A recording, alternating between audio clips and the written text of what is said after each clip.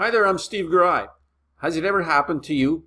After you purchase a property, you move in, 2 days later you're having your first conversation with your neighbor in the backyard, and he wonders and asks you, how did the knowledge of the double suicide in the garage affect your buying desire?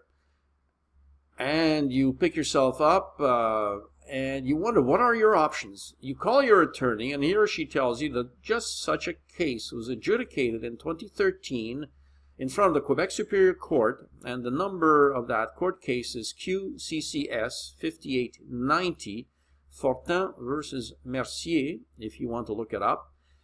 And the court examined in this case what significance did this omission have on the real estate transaction and whether or not it could lead to the annulment of the transaction. They asked the purchaser, what was your original intention in purchasing this property? And the buyer said, well, they wanted to form a family and they never would have bought the property had they known about this double suicide. So indeed, the court felt that the omission of this information constituted deceit, that the buyer decision was defective in that it lacked the legal validity given they were operating under an incomplete set of facts, and therefore, on top of annulling the transaction, they awarded moral damages.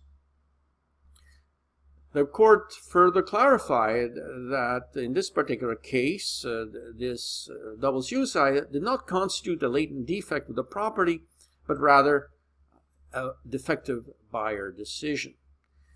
So what's the moral of the story? Well, the court reiterated the importance of the vendor declaration in the context of a real estate transaction.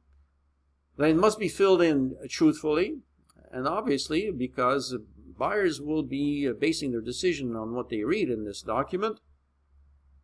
And they reiterated the central role of the real estate broker in the transaction, given that the first time around the vendor was reminded by the first real estate broker when they concluded the real estate brokerage agreement that the vendor was under an obligation to declare the double suicide, and given the vendor didn't want to go along with this, the contract was terminated by both parties summarily.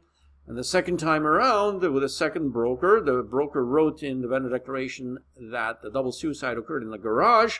Unfortunately, during this time, there were no offers to purchase presented, and the agreement expired, worthless. And the third time around, the vendor tried to sell the property through one of these do-it-yourself entities here in Quebec and did not declare on the vendor declaration form the double suicide. And this unwitting couple came along, and the rest you know. If you found this information interesting, I invite you to give me a thumbs up. Let me know in the notes what other subjects you'd like me to treat in an upcoming episode. And in the meantime, folks, I will wish you well. Bye for now.